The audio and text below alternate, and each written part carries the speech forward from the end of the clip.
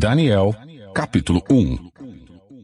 No terceiro ano do reinado de Jeoaquim, em Judá, Nabucodonosor, rei da Babilônia, veio a Jerusalém e cercou a cidade. O Senhor lhe deu vitória sobre Jeoaquim, rei de Judá, e permitiu que levasse para a terra da Babilônia alguns dos utensílios sagrados do templo de Deus.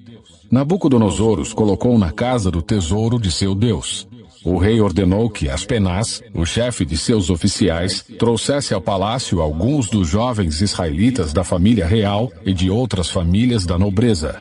Disse o rei: escolha somente rapazes saudáveis e de boa aparência, que sejam instruídos em diversas áreas do conhecimento, que tenham entendimento e bom senso e sejam capacitados para servir no palácio real. Ensine a esses jovens a língua e a literatura da Babilônia. O rei determinou que recebessem, de suas próprias cozinhas, uma porção diária de alimento e vinho. Os rapazes seriam treinados durante 3 anos e depois passariam a servir ao rei. Daniel, Ananias, Misael e Azarias, todos da tribo de Judá, estavam entre os escolhidos. O chefe dos oficiais lhes deu novos nomes babilônios. Daniel passou a ser chamado de Beltesazar, Ananias de Sadraque, Misael de Mesaque, Azarias de Abednego. Daniel, porém, decidiu não se contaminar com a comida e o vinho que o rei lhes tinha dado. Pediu permissão ao chefe dos oficiais para não comer esses alimentos, a fim de não se contaminar.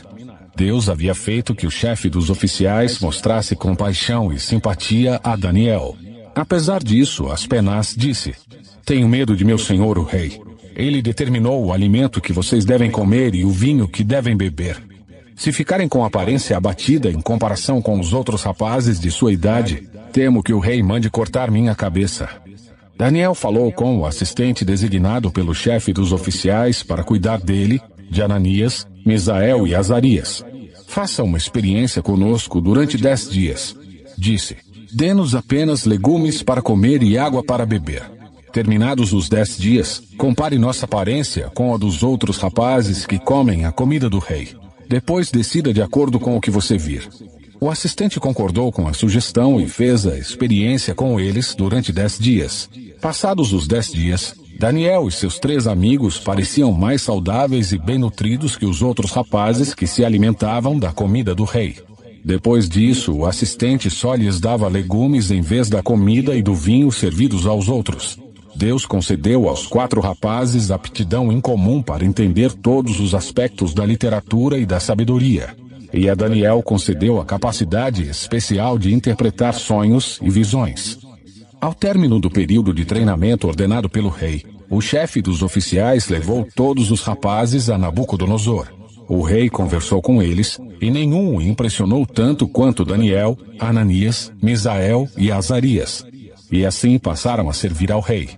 Sempre que o rei os consultava sobre alguma questão que exigia sabedoria e discernimento, observava que eles eram 10 vezes mais capazes que todos os magos e encantadores de seu reino.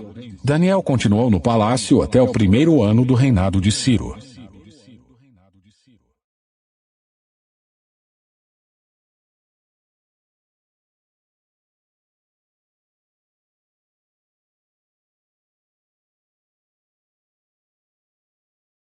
Capítulo 2. Certa noite, no 2º ano de seu reinado, Nabucodonosor teve sonhos tão perturbadores que não conseguiu mais dormir. Chamou seus magos, encantadores, feiticeiros e astrólogos e exigiu que lhe dissessem o que ele havia sonhado. Quando se apresentaram ao rei, ele disse: tive um sonho que muito me perturbou e preciso saber o que significa. Então os astrólogos responderam ao rei em aramaico: que o rei viva para sempre. Conte-nos o sonho e nós lhe diremos o que ele significa. O rei, porém, disse aos astrólogos: estou falando sério. Se não me disserem qual foi o sonho e o que ele significa, vocês serão despedaçados, e suas casas transformadas em montes de escombros. Mas se me disserem qual foi o sonho e o que ele significa, lhes darei muitos presentes, muitas recompensas e honras. Portanto, digam-me qual foi o sonho e o que ele significa. Eles disseram novamente: ó rei, conte-nos o sonho e então lhe diremos o que ele significa. O rei respondeu: sei o que estão fazendo. Estão tentando ganhar tempo, pois sabem que falo sério quando digo: se não me contarem qual foi o sonho, estão condenados. Por isso, conspiraram para me dizer mentiras, na esperança de que mudarei de ideia. Digam-me, porém, qual foi o sonho, e então saberei que podem explicar o que ele significa. Os astrólogos responderam ao rei: não há ninguém em toda a terra capaz de dizer ao rei qual foi seu sonho. E nenhum rei, por maior e mais poderoso que fosse, pediu algo assim a um mago, encantador ou astrólogo. É impossível cumprir a exigência do rei. Ninguém, exceto os deuses, pode dizer qual foi seu sonho. E os deuses não vivem entre os mortais. O rei ficou furioso e ordenou que todos os sábios da Babilônia fossem executados. E por causa do decreto do rei, foram enviados homens para encontrar Daniel e seus amigos e matá-los. Quando Arioque, comandante da guarda do rei, veio matá-los, Daniel se dirigiu a ele com sabedoria e prudência. Perguntou-lhe: por que o rei publicou um decreto tão severo? E Arioque lhe contou o que havia acontecido. Daniel foi ver o rei de imediato e pediu mais tempo para comunicar o significado do sonho. Em seguida, Daniel voltou para casa e contou a seus amigos Ananias, Misael e Azarias o que havia acontecido. Pediu que suplicassem ao Deus dos céus que tivesse misericórdia deles e lhes revelasse o segredo para que não fossem mortos com os outros sábios da Babilônia. Naquela noite, o segredo foi revelado a Daniel numa visão. Então Daniel louvou o Deus dos céus e disse: louvado seja o nome de Deus para todos sempre, pois a ele pertencem a sabedoria e o poder. Ele muda o curso dos acontecimentos, remove reis de seus tronos e põe outros no lugar. Dá sabedoria aos sábios e conhecimento aos eruditos. Revela coisas profundas e misteriosas e sabe o que está escondido nas trevas, embora ele seja cercado de luz. Eu te agradeço e te louvo, ó Deus de meus antepassados, pois me deste sabedoria e força. Tu me mostraste o que te pedimos, revelaste o que o rei exigiu. Então Daniel foi falar com Arioque, a quem o rei havia ordenado que executasse os sábios da Babilônia. Não mate os sábios, disse. Leve-me ao rei e eu interpretarei o sonho dele. Sem demora, Arioque levou Daniel ao rei e disse: encontrei um dos exilados de Judá que dirá ao rei o significado do sonho. O rei disse a Daniel, também chamado Beltesazar: você pode mesmo me dizer qual foi meu sonho e o que ele significa? Daniel respondeu: não existem sábios, encantadores, magos nem adivinhos capazes de revelar o segredo do rei. Mas há um Deus nos céus, que revela segredos, e ele mostrou ao rei Nabucodonosor o que acontecerá no futuro. Agora lhe direi qual foi o sonho e as visões que o rei teve enquanto estava deitado em sua cama. Enquanto o rei dormia, sonhou com acontecimentos futuros. Aquele que revela segredos lhe mostrou o que acontecerá. E eu sei o segredo de seu sonho não porque sou mais sábio que os outros, mas porque Deus deseja que o rei entenda o que se passava em seu coração. Em sua visão, ó rei, havia à sua frente uma enorme estátua brilhante, e a aparência dela era assustadora. A cabeça da estátua era feita de ouro puro. O peito e os braços eram de prata. A barriga e os quadris eram de bronze. As pernas eram de ferro e os pés, uma mistura de ferro e barro cozido. Enquanto o rei observava, uma pedra foi cortada de uma montanha, mas não por mãos humanas. Ela atingiu os pés de ferro e barro e os despedaçou. Toda a estátua se desintegrou em minúsculos pedaços de ferro, barro, bronze, prata e ouro. Então o vento levou tudo, como se fosse palha na eira. Mas a pedra que derrubou a estátua se tornou uma grande montanha que cobriu toda a terra. Esse foi o sonho. Agora direi ao rei o que ele significa. Ó rei, o Senhor é o maior de todos os reis. O Deus dos céus lhe deu soberania, poder, força e honra. Ele o fez governante de todo o mundo habitado e pôs até os animais selvagens e as aves debaixo de seu controle. O Senhor é a cabeça de ouro. Quando, porém, seu reino chegar ao fim, outro reino inferior ao seu se levantará em seu lugar. Depois que esse reino tiver caído, o terceiro reino, representado pelo bronze, se levantará para governar o mundo. Depois dele haverá o quarto reino, forte como ferro. Esse reino esmagará e despedaçará todos os impérios anteriores, como o ferro esmaga e despedaça tudo que ele atinge. Os pés e os dedos que o rei viu, uma mistura de ferro e barro cozido, mostram que esse reino será dividido. Como ferro misturado com barro, ele terá um tanto da força do ferro. Algumas partes serão fortes como o ferro, mas outras serão fracas como o barro. A mistura de ferro e barro também mostra que esses reinos tentarão se fortalecer ao formar alianças entre si por meio de casamentos. Contudo, não permanecerão unidos, da mesma forma que o ferro não se une ao barro. Enquanto esses reis estiverem no poder, o Deus dos céus estabelecerá um reino que jamais será destruído ou conquistado. Reduzirá os outros reinos a nada e permanecerá para sempre. Esse é o significado da pedra cortada da montanha, mas não por mãos humanas, que despedaçou a estátua de ferro, bronze, barro, prata e ouro. O grande Deus está mostrando ao rei o que acontecerá no futuro. O sonho é verdadeiro, e seu significado é certo. Então o rei Nabucodonosor se curvou à frente dele e ordenou que o povo oferecesse sacrifícios e queimasse incenso diante de Daniel. O rei lhe disse: verdadeiramente, seu Deus é o maior de todos os deuses, Senhor dos reis e revelador de mistérios, pois você conseguiu revelar esse segredo. O rei colocou Daniel em um cargo elevado e lhe deu muitos presentes valiosos. Nomeou o governador de toda a província da Babilônia e chefe de todos os sábios. A pedido de Daniel, nomeou Sadraque, Mesaque e Abednego para cuidarem de todos os negócios da província da Babilônia, enquanto Daniel permaneceu na corte do rei.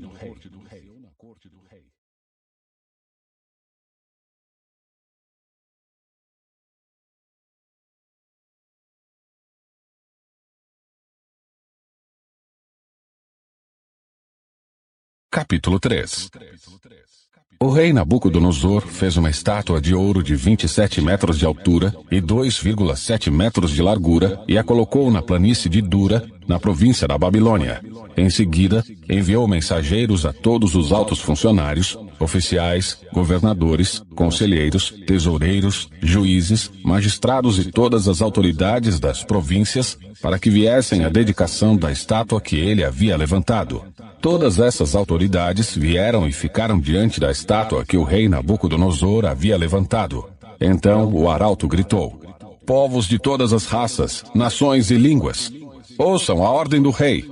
Quando ouvirem o som da trombeta, da flauta, da cítara, da lira, da harpa, do pífaro e de outros instrumentos musicais, prostrem-se no chão para adorar a estátua de ouro levantada pelo rei Nabucodonosor.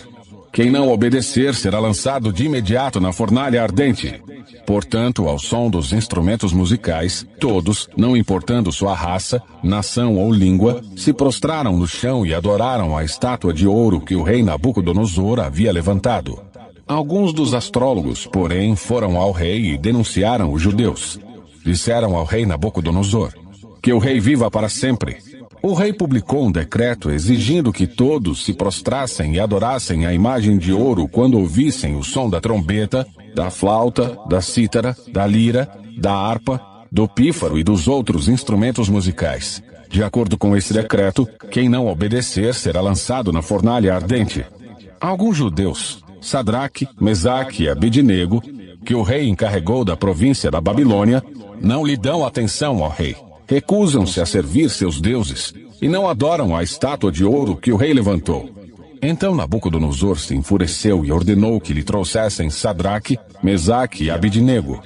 Quando eles foram conduzidos à presença do rei, ele lhes disse: Sadraque, Mesaque e Abednego, é verdade que vocês se recusam a servir meus deuses e a adorar a estátua que levantei?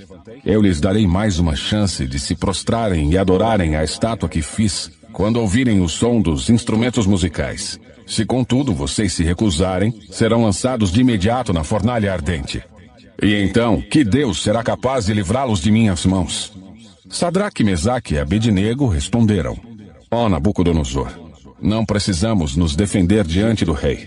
Se formos lançados na fornalha ardente, o Deus a quem servimos pode nos salvar. Sim, ele nos livrará de suas mãos, ó rei. Mas ainda que ele não nos livre, queremos deixar claro ao rei que jamais serviremos seus deuses ou adoraremos a estátua de ouro que o rei levantou. Nabucodonosor se enfureceu tanto com Sadraque, Mesaque e Abednego que seu rosto ficou desfigurado de raiva. Então ordenou que a fornalha fosse aquecida 7 vezes mais que de costume.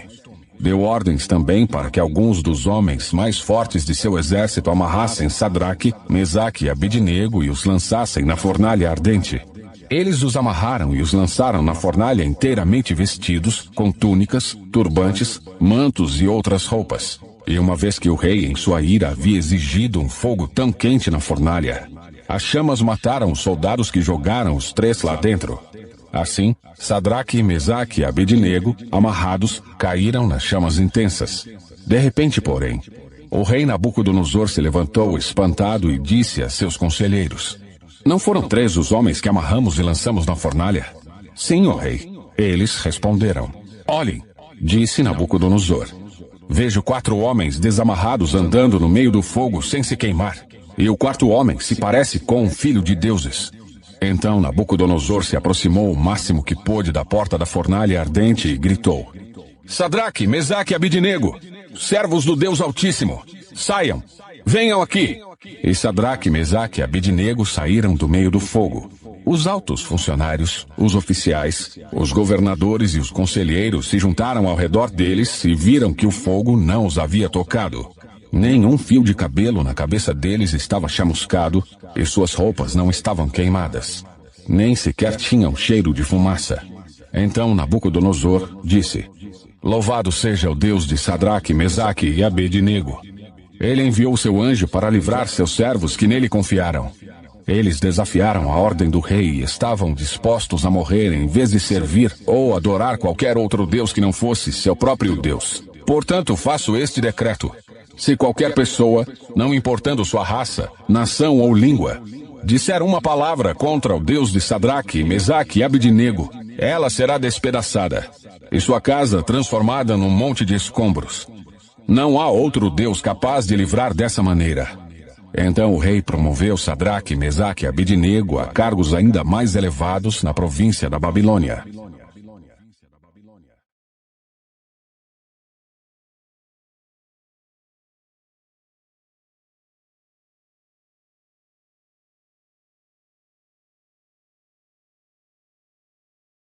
Capítulo 4.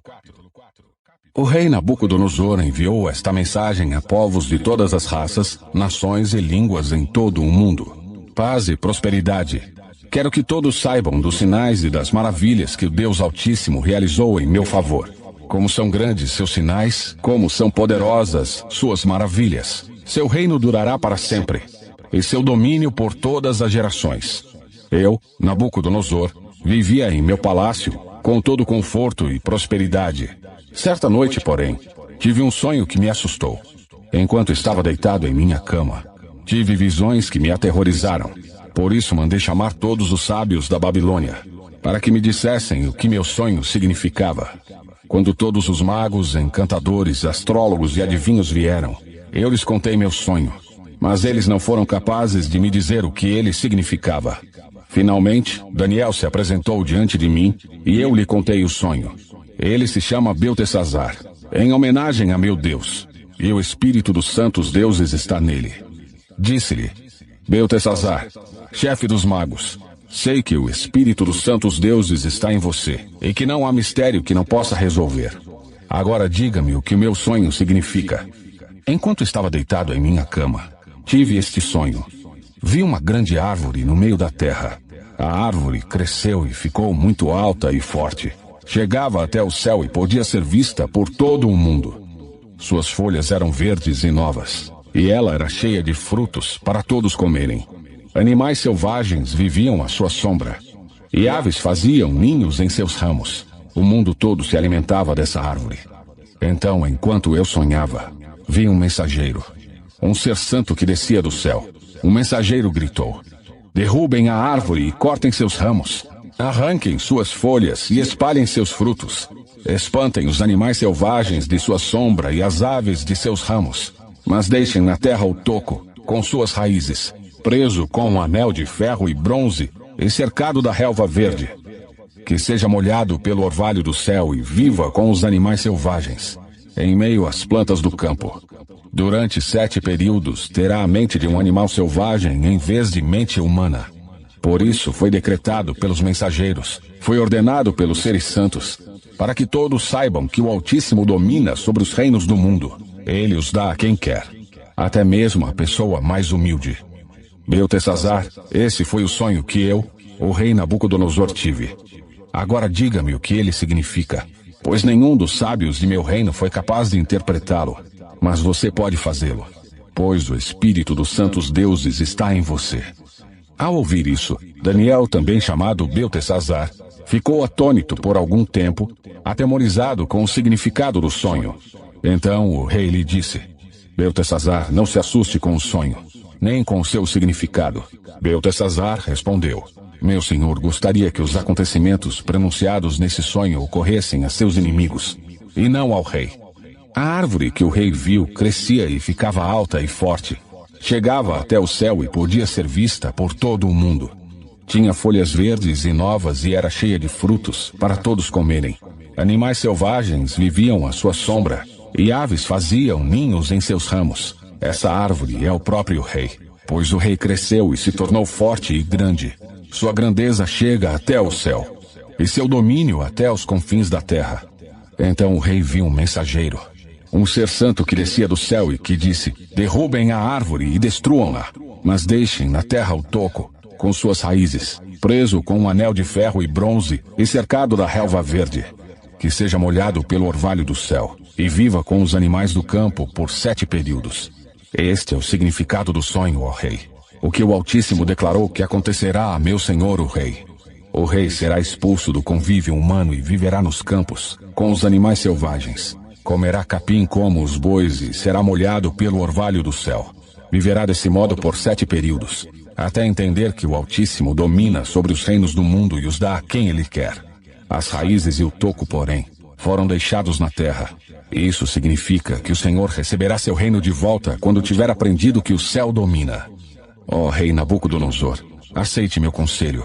Pare de pecar e faça o que é certo. Deixe seus pecados para trás e tenha compaixão dos pobres. Quem sabe então o rei continuará a prosperar. Tudo isso, porém, aconteceu ao rei Nabucodonosor.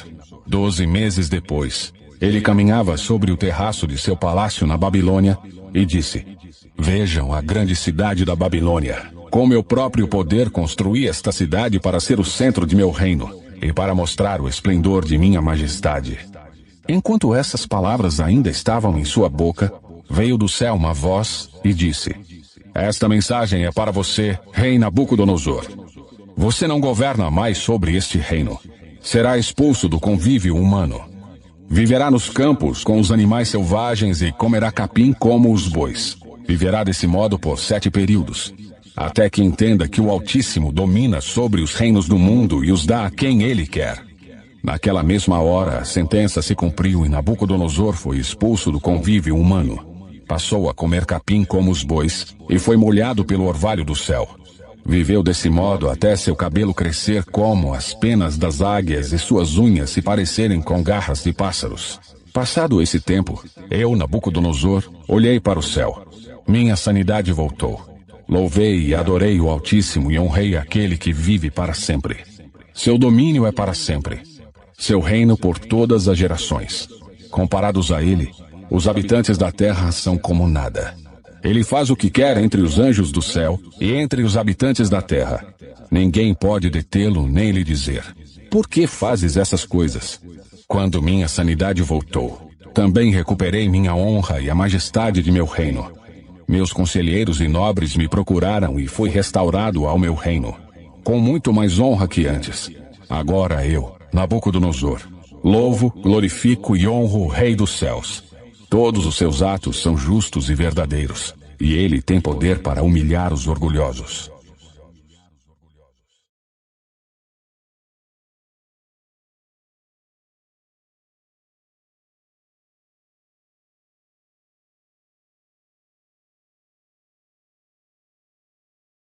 Capítulo 5. Muitos anos depois, o rei Beltsazar deu um grande banquete para 1000 de seus nobres e bebeu vinho com eles. Enquanto Beltsazar tomava vinho, ordenou que trouxessem as taças de ouro e prata que seu antecessor, Nabucodonosor, havia tirado do templo em Jerusalém. queria beber nessas taças com seus nobres, suas esposas e suas concubinas. Então trouxeram as taças de ouro do templo, à casa de Deus em Jerusalém, e o rei e seus nobres, suas esposas e concubinas beberam nelas. Enquanto tomavam o vinho, louvavam seus ídolos feitos de ouro, prata, bronze, ferro, madeira e pedra. De repente, viram dedos de mão humana escreverem no reboco da parede do palácio real, perto do candelabro. O próprio rei viu a mão enquanto ela escrevia, e seu rosto ficou pálido de medo. Seus joelhos batiam um contra o outro, e suas pernas vacilavam. Aos gritos, o rei mandou chamar os encantadores, os astrólogos e os adivinhos. Disse aos sábios da Babilônia: quem conseguir ler esta inscrição e me disser o que ela significa, será vestido com um manto vermelho, e em seu pescoço será colocada uma corrente de ouro. Ele se tornará o terceiro em importância em meu reino. Quando todos os sábios do rei chegaram, nenhum deles foi capaz de ler a inscrição nem de dizer o que ela significava. O rei ficou muito assustado, e seu rosto ainda mais pálido. Seus nobres também ficaram abalados. A rainha-mãe soube do que estava acontecendo ao rei e seus nobres e foi depressa à sala de banquetes. Disse ela a Belsazzar: que o rei viva para sempre. Não fique tão pálido e assustado. Há em seu reino um homem que tem nele o espírito dos santos deuses. Durante o reinado de Nabucodonosor, esse homem demonstrou percepção, entendimento e sabedoria como a dos deuses. Seu antecessor, o rei Nabucodonosor, o nomeou chefe de todos os magos, encantadores, astrólogos e adivinhos da Babilônia. Esse homem, Daniel, a quem o rei deu o nome de Beltesazar, tem inteligência extraordinária e é cheio de conhecimento e entendimento. É capaz de interpretar sonhos, explicar enigmas e resolver problemas difíceis. Mande chamar Daniel e ele lhe dirá o que significa a inscrição. Daniel foi levado à presença do rei, que lhe perguntou: você é Daniel, um dos exilados trazidos de Judá por meu antecessor, o rei Nabucodonosor? Soube que o espírito dos deuses está em você, e que é cheio de percepção, entendimento e sabedoria. Meus sábios e encantadores tentaram ler as palavras na parede e me dizer o que significam, mas não conseguiram. Soube que você é capaz de interpretar e resolver problemas difíceis. Se conseguir ler as palavras e disser o que significam, será vestido com um manto vermelho, e em seu pescoço será colocada uma corrente de ouro. Você se tornará o terceiro em importância em meu reino. Daniel respondeu ao rei: guarde seus presentes ou entregue-os a outra pessoa, mas eu lhe direi o que significa a inscrição. Ó rei, o Deus Altíssimo deu soberania, majestade, glória e honra a seu antecessor Nabucodonosor. Ele o engrandeceu de tal modo que os povos de todas as raças, nações e línguas estremeciam de medo diante dele. Matava quem ele queria matar e poupava quem ele queria poupar. Honrava quem ele queria honrar e humilhava quem ele queria humilhar.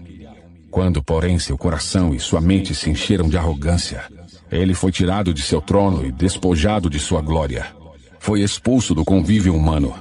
Sua mente se tornou como a de um animal, e ele viveu entre os jumentos selvagens.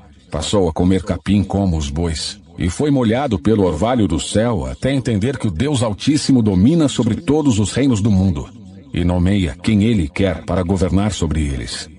Ó Belsazzar, o Senhor é sucessor dele, sabia de tudo isso, mas mesmo assim não se humilhou. Desafiou o Senhor dos céus e mandou trazer essas taças do templo. O rei, seus nobres, suas esposas e suas concubinas beberam vinho dessas taças enquanto louvavam deuses de prata, ouro, bronze, ferro, madeira e pedra. Deuses que não veem, não ouvem, nem sabem coisa alguma. Mas o rei não honrou ao Deus que lhe dá fôlego de vida e controla seu destino. Por isso Deus enviou a mão que escreveu a mensagem. Esta é a mensagem que foi escrita: Mene, Mene, Tekel e Parsim. E este é o significado das palavras. Mene, Deus contou os dias de seu reinado e determinou seu fim. Tekel, você foi pesado na balança e não atingiu o peso necessário. Parsim, seu reino será dividido e entregue aos medos e aos persas. Então, por ordem de Belsazzar, vestiram Daniel com um manto vermelho, colocaram em seu pescoço uma corrente de ouro e o declararam o terceiro em importância no reino. Naquela mesma noite, Belsazzar, rei da Babilônia, foi morto, e Dario, o Medo, tinha 62 anos quando se apoderou do reino.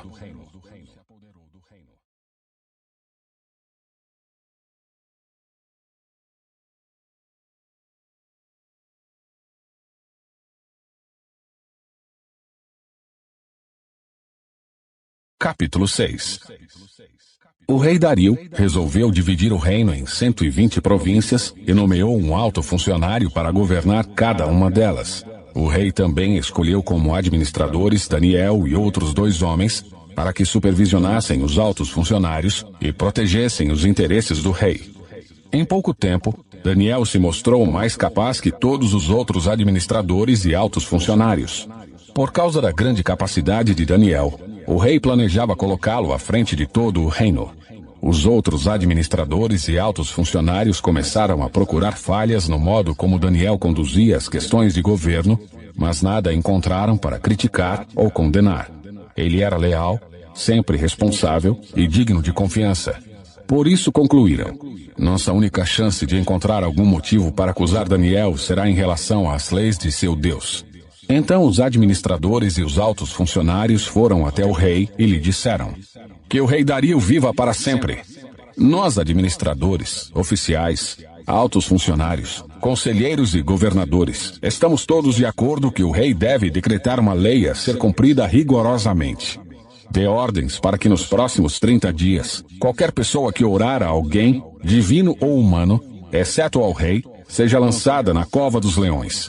Agora, ó rei, decrete e assine essa lei para que não possa ser mudada, como lei oficial dos medos e dos persas, que não pode ser revogada.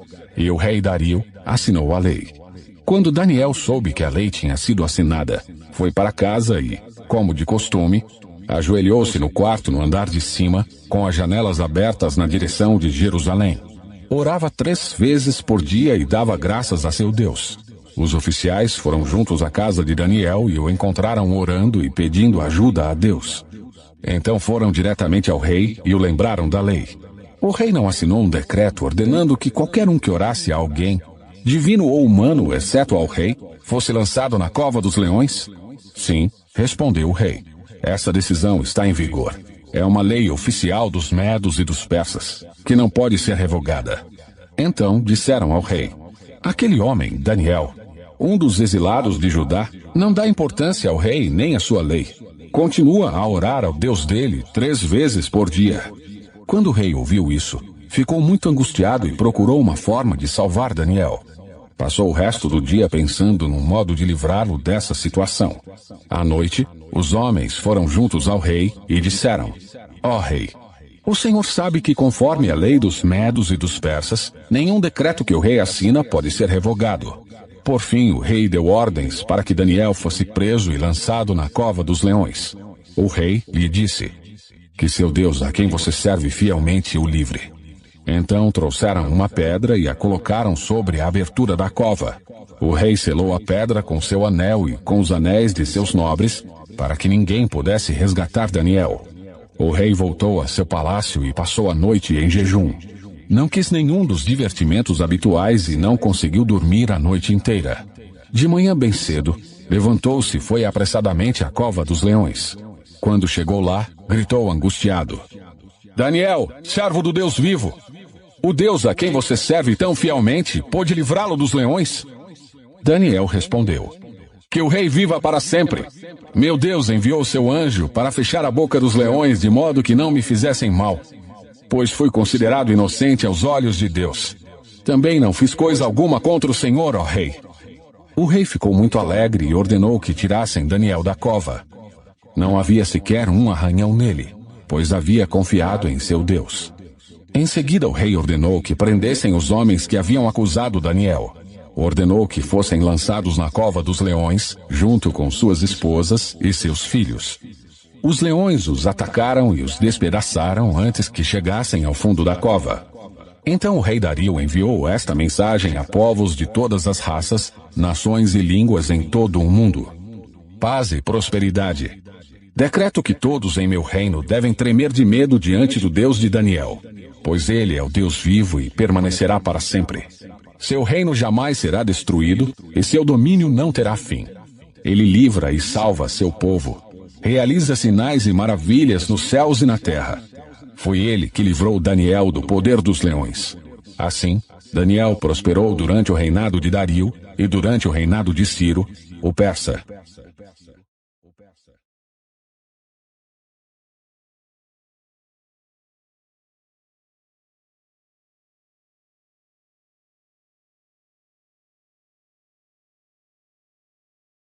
Capítulo 7.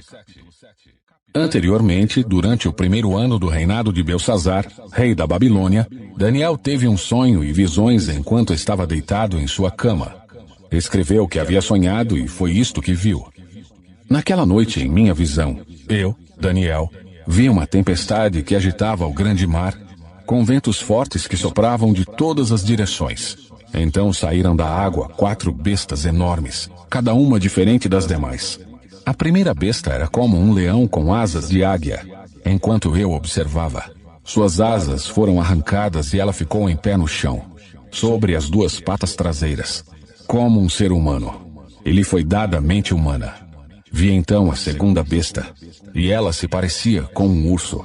Levantou-se sobre um dos lados e tinha na boca, entre os dentes, 3 costelas. E lhe foi dito: levante-se, devore a carne de muitos. Em seguida, surgiu a terceira dessas bestas, que se parecia com um leopardo. Tinha 4 asas de ave nas costas e 4 cabeças. Ele foi dada grande autoridade. Então, em minha visão naquela noite, vi uma 4ª besta, terrível, assustadora e muito forte. Devorava e despedaçava suas vítimas com grandes dentes de ferro e esmagava os restos debaixo de seus pés. Era diferente das outras 3 e tinha 10 chifres. Enquanto eu olhava para os chifres, de repente apareceu no meio deles outro chifre pequeno. 3 dos chifres maiores foram arrancados pela raiz para dar lugar a ele. Esse chifre pequeno tinha olhos, como de homem, e uma boca que falava com arrogância.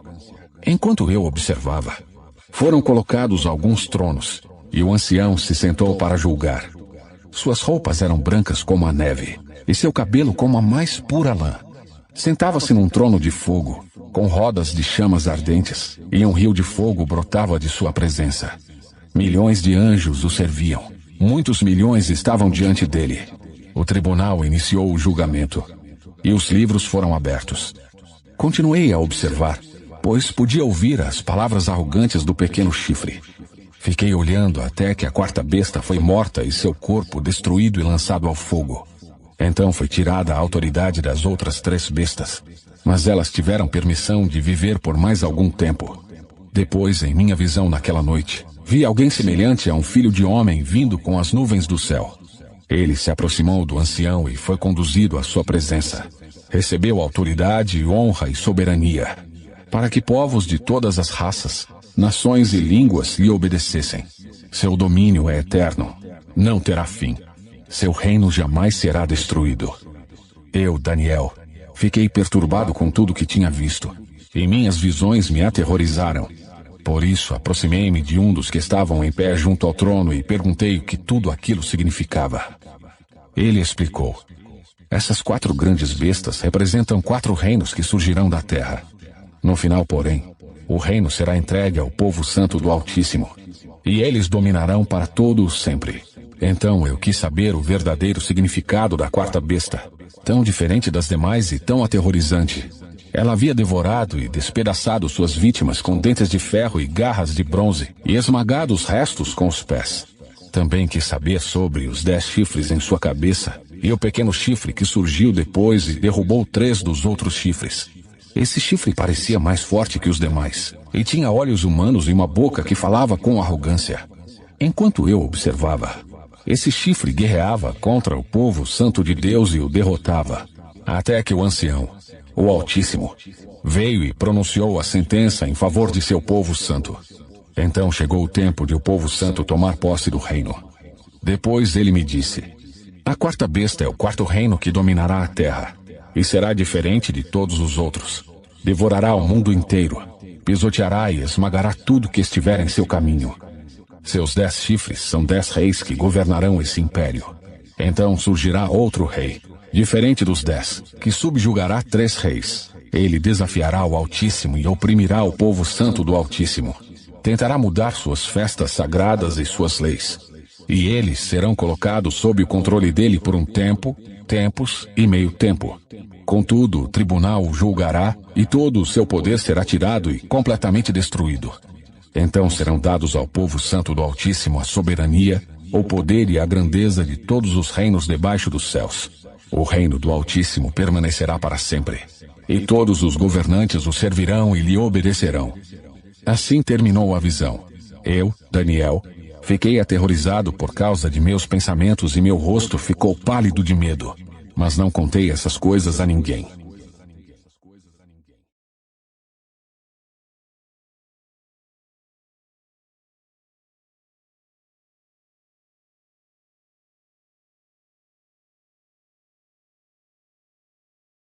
Capítulo 8. Durante o terceiro ano do reinado de Belsazzar, eu, Daniel, tive outra visão, depois da primeira. Nessa visão eu estava na fortaleza de Suzã, na província de Elão, em pé junto ao rio Ulai. Quando levantei os olhos, vi um carneiro com 2 chifres compridos, em pé junto ao rio. Um dos chifres era mais comprido que o outro, embora tivesse crescido depois do outro. O carneiro dava chifradas em tudo em seu caminho para o oeste, para o norte e para o sul. E ninguém conseguia detê-lo nem ajudar suas vítimas. Ele fazia o que queria e se tornou muito poderoso. Enquanto eu observava, de repente um bode surgiu do oeste e atravessou a terra com tanta rapidez que nem sequer tocou o chão. Esse bode, que tinha um chifre enorme entre os olhos, foi na direção do carneiro de 2 chifres que eu tinha visto em pé junto ao rio e avançou sobre ele cheio de fúria. O bode atacou o carneiro furiosamente e o atingiu com um golpe que quebrou seus 2 chifres. O carneiro ficou sem forças para resistir, e o bode o derrubou e o pisoteou. Ninguém foi capaz de livrar o carneiro do poder do bode. O bode se tornou muito poderoso, mas, no auge de seu poder, seu grande chifre foi quebrado. No lugar dele nasceram 4 chifres proeminentes, que apontavam para as 4 direções da terra. Então, de um dos chifres proeminentes, surgiu um pequeno chifre, cujo poder se tornou muito grande. Estendeu-se para o sul e para o leste e em direção à terra gloriosa. Seu poder chegou aos céus, onde atacou o exército celestial. Lançou à terra alguns do exército e algumas das estrelas, e os pisoteou. Chegou a desafiar o comandante do exército celestial ao suspender os sacrifícios diários oferecidos a ele e destruir seu templo. Ao exército celestial não foi permitido reagir a essa rebelião. Portanto, o sacrifício diário foi interrompido e a verdade derrotada. O chifre teve êxito em tudo que fez.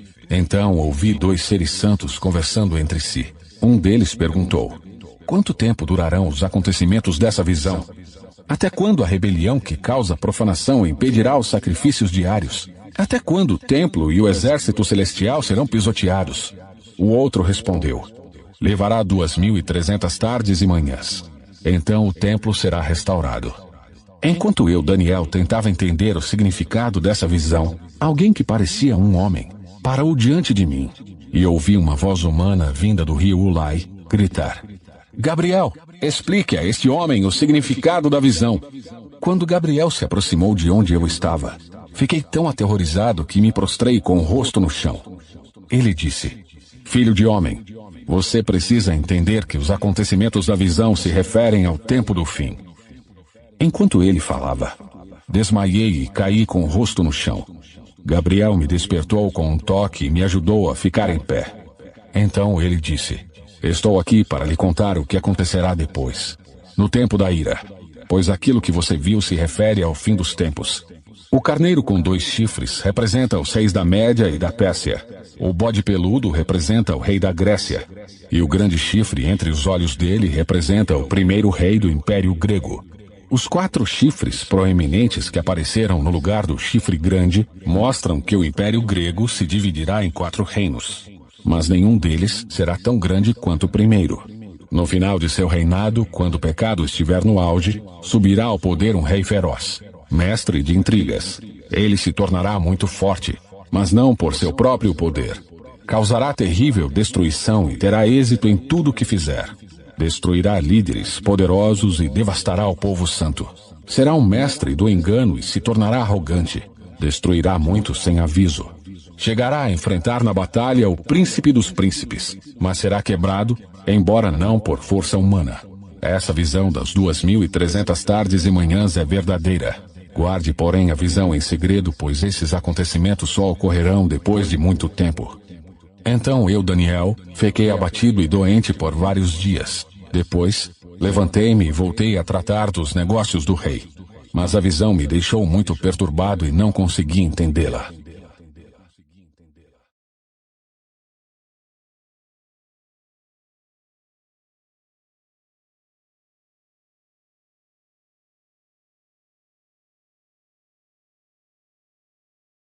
Capítulo 9. Era o primeiro ano do reinado de Dario, o Medo, filho de Assuero, que se tornou rei dos babilônios. Nesse primeiro ano, eu, Daniel, ao estudar a palavra do Senhor revelada ao profeta Jeremias, compreendi que Jerusalém devia permanecer desolada por 70 anos. Então me voltei para o Senhor Deus e supliquei a Ele com oração e jejum.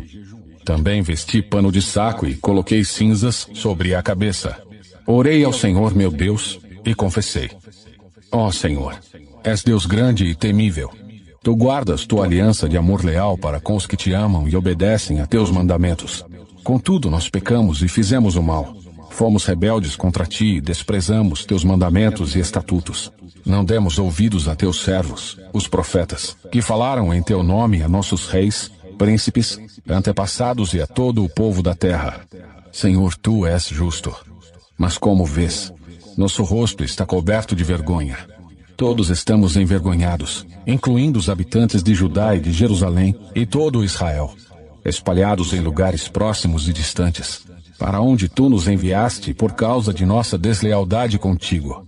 Ó Senhor, nós, nossos reis, príncipes e antepassados estamos cobertos de vergonha porque pecamos contra ti. Mas o Senhor nosso Deus é misericordioso e perdoador, embora tenhamos nos rebelado contra Ele. Não obedecemos ao Senhor nosso Deus, pois não seguimos as leis que Ele nos deu por meio de seus servos, os profetas. Todo Israel desobedeceu às tuas leis, desviou-se e não quis ouvir tua voz. Por isso agora as maldições solenes e os juízos escritos na lei de Moisés, servo de Deus, foram derramados sobre nós por causa de nosso pecado. Tu cumpriste tua palavra e fizeste conosco e com nossos governantes exatamente como havias advertido. Nunca houve calamidade tão terrível quanto a que aconteceu em Jerusalém. Todas as maldições escritas contra nós na lei de Moisés se cumpriram. E, no entanto, não quisemos buscar a misericórdia do Senhor nosso Deus. Não nos afastamos de nossos pecados, nem reconhecemos sua verdade. Portanto, o Senhor trouxe sobre nós a calamidade que havia preparado. O Senhor nosso Deus foi justo em fazer todas essas coisas, pois não lhe obedecemos. Ó Senhor nosso Deus, tu trouxeste honra duradoura para teu nome ao resgatar teu povo do Egito com grande demonstração de poder. Mas nós pecamos e estamos cheios de maldade.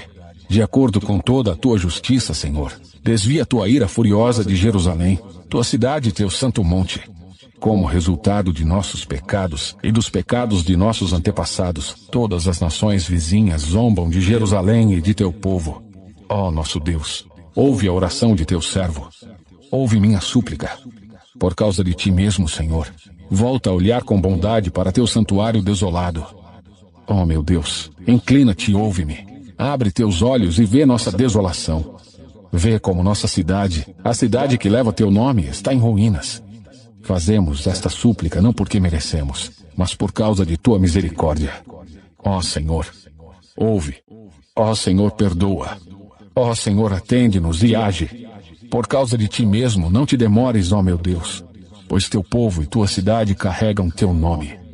Continuei a orar e a confessar meu pecado e o pecado de meu povo Israel, suplicando ao Senhor meu Deus por Jerusalém, seu santo monte. Enquanto eu orava, Gabriel, que eu tinha visto na visão anterior, veio a mim depressa na hora do sacrifício da tarde. Ele explicou: Daniel, vim lhe dar percepção e entendimento. Assim que você começou a orar, foi dada uma ordem. E agora estou aqui para lhe dizer qual foi essa ordem, pois você é muito precioso para Deus. Ouça com atenção para entender o significado de sua visão. Um período de 70 semanas de 7 foi decretado ao seu povo e à sua cidade santa para dar fim à rebelião, acabar com o pecado, fazer expiação por sua culpa, trazer justiça eterna, confirmar a visão profética e ungir o lugar santíssimo. Agora ouça e entenda. Passarão 7 semanas, mais 62 semanas, desde que for dada a ordem para reconstruir Jerusalém até a chegada do governante, o ungido. Apesar dos tempos difíceis, Jerusalém será reconstruída com ruas e fortes defesas. Depois desse período de 62 semanas de 7, o ungido será morto e nada dele restará. Surgirá um governante cujos exércitos destruirão a cidade e o templo. O fim chegará com uma inundação e a guerra e seus sofrimentos estão decretados desde esse tempo até o fim. O governante fará um tratado com muitos por um período de 1 semana. Mas depois da metade desse tempo, ele acabará com os sacrifícios e com as ofertas. E numa parte do templo, ele colocará uma terrível profanação, até que o destino declarado para esse profanador seja finalmente derramado sobre ele.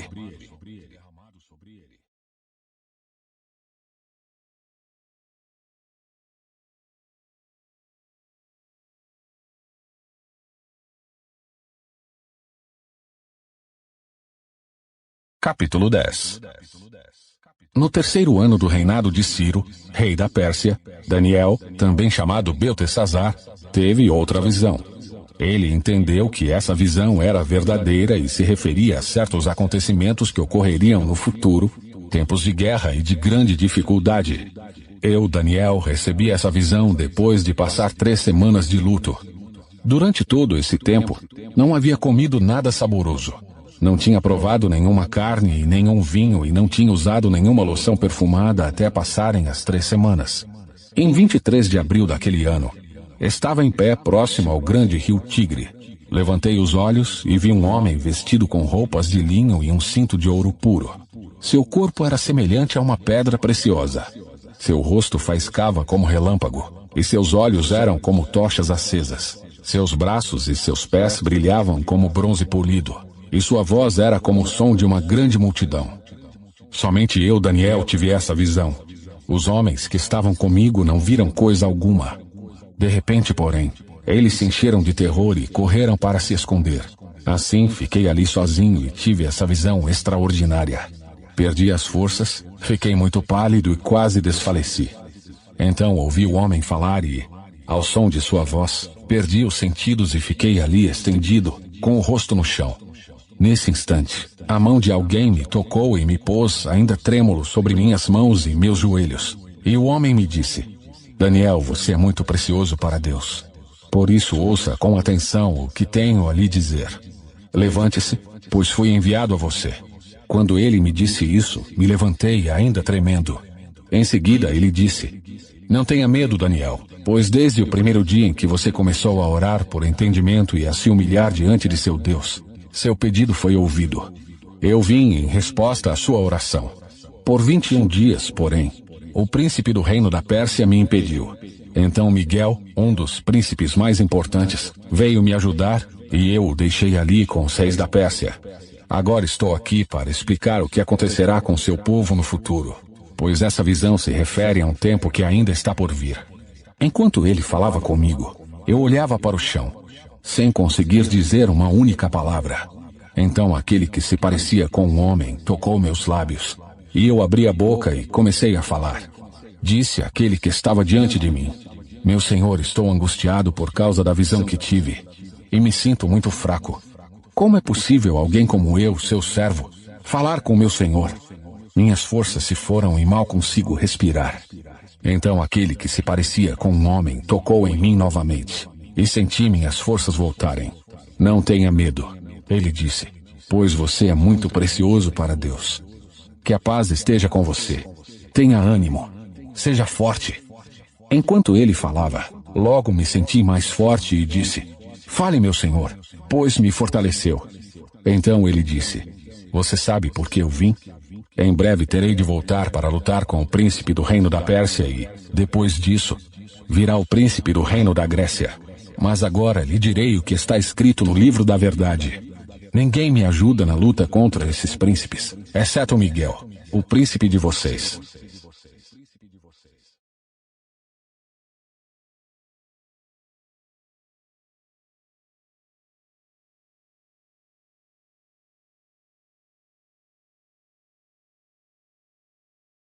Capítulo 11.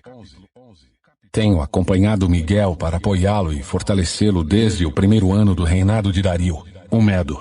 Agora, portanto, eu lhe revelarei a verdade.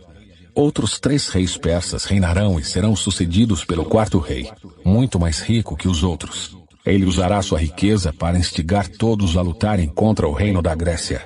Então surgirá um rei poderoso, que governará com grande autoridade e realizará tudo o que desejar fazer. Mas no auge de seu poder, seu reino será quebrado e dividido em 4 partes. Não será governado pelos descendentes do rei, e o reino não terá a mesma autoridade de antes, pois seu império será arrancado fora e entregue a outros. O rei do sul se tornará poderoso, mas um de seus oficiais se tornará ainda mais poderoso e governará seu reino com grande força. Alguns anos depois, será formada uma aliança entre o rei do norte e o rei do sul. A filha do rei do sul se casará com o rei do norte para garantir a aliança, mas tanto ela como seu pai perderão a influência sobre ele. Ela será abandonada junto com aqueles que a apoiam. Mas, quando um de seus parentes se tornar o rei do sul, ele reunirá um exército, entrará na fortaleza do rei do norte e o derrotará. Quando ele voltar ao Egito, levará os ídolos deles, e também objetos valiosos de ouro e prata. Por alguns anos, deixará o rei do norte em paz. Mais tarde, o rei do norte invadirá o reino do sul, mas logo voltará para sua terra. Os filhos do rei do norte, porém, reunirão um exército poderoso que avançará como uma inundação e levará a batalha até a fortaleza do inimigo. Enfurecido, o rei do sul sairá para lutar contra o grande exército reunido pelo rei do norte e o derrotará. Depois que o exército inimigo for vencido, o rei do sul se tornará orgulhoso e executará muitos milhares de inimigos. Sua vitória, porém, não durará muito tempo. Alguns anos depois, o rei do norte voltará com um exército bem equipado, muito maior que antes. Nessa ocasião, haverá uma rebelião geral contra o rei do sul. Homens violentos de seu povo, Daniel, se juntarão a eles em cumprimento desta visão, mas serão derrotados. Então o rei do norte virá e cercará uma cidade fortificada e a conquistará. Nem as melhores tropas do sul conseguirão resistir a esse ataque. O rei do norte continuará a avançar sem oposição. Ninguém será capaz de resistir-lhe. Ele se deterá na terra gloriosa, decidido a destruí-la. Fará planos de vir com a força de todo o seu reino e formará uma aliança com o rei do sul.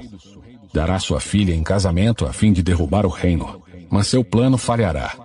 Depois disso, voltará sua atenção para o litoral e conquistará muitas cidades.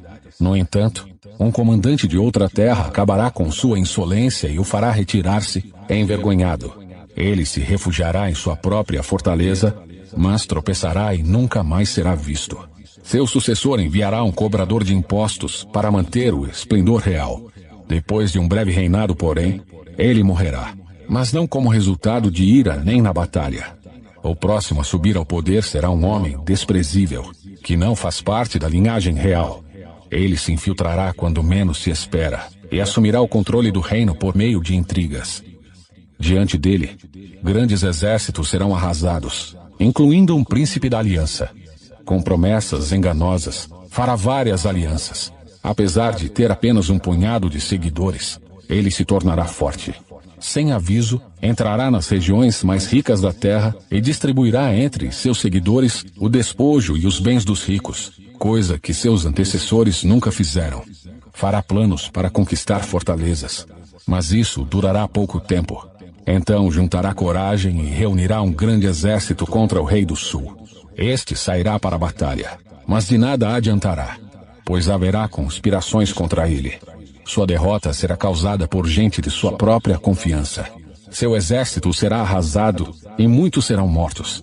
Decididos a fazer o mal, esses reis tentarão enganar um ao outro enquanto estiverem à mesa de negociações.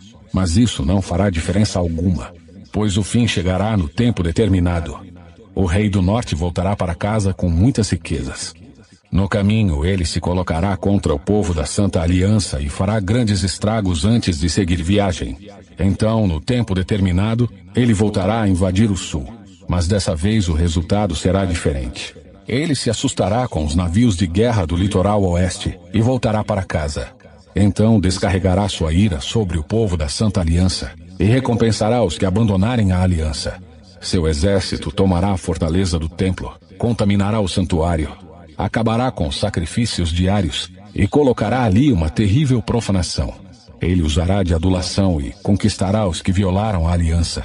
Mas aqueles que conhecem seu Deus serão fortes e resistirão. Líderes sábios instruirão a muitos, mas esses mestres morrerão pela espada e pelo fogo, ou serão capturados e saqueados. Durante essas perseguições, receberão pouca ajuda, e muitos que se juntarem a eles não serão sinceros. Alguns dos sábios serão vítimas de perseguição e, desse modo, serão refinados, purificados e limpos até o tempo do fim, pois o tempo determinado ainda está por vir. O rei fará o que bem entender. Se exaltará, afirmará ser maior que todos os deuses e chegará a blasfemar contra o Deus dos deuses. Terá êxito, mas apenas até que se complete o tempo da ira, pois aquilo que foi determinado certamente acontecerá. Ele não respeitará os deuses de seus antepassados, nem o Deus preferido das mulheres, nem Deus algum, pois dirá que é maior que todos eles. Em lugar deles, adorará o Deus da fortaleza, um Deus que seus antepassados não conheceram, e lhe dará honras com ouro, prata, pedras preciosas e presentes caros. Dizendo contar com a ajuda desse Deus estrangeiro, atacará as fortalezas mais poderosas, honrará os que se sujeitarem a ele, os nomeará para cargos de autoridade e dividirá a terra entre eles como recompensa. Então, no tempo do fim, o rei do sul lutará contra o rei do norte. O rei do norte atacará com carros de guerra e seus condutores e com muitos navios. Invadirá várias terras e as arrasará como uma inundação. Entrará na terra gloriosa e muitas nações cairão. Mas Moabe, Edom e a maior parte de Amon escaparão. Ele conquistará muitos países, e nem mesmo o Egito escapará. Tomará para si o ouro, a prata e os tesouros do Egito, e os líbios e os etíopes serão seus servos. Mas então chegarão notícias do leste e do norte que o deixarão alarmado, e ele partirá enfurecido para destruir e aniquilar muitos. Armará suas tendas entre o Monte Santo e Glorioso e o mar. Enquanto estiver lá, porém, chegará a seu fim, e ninguém o ajudará.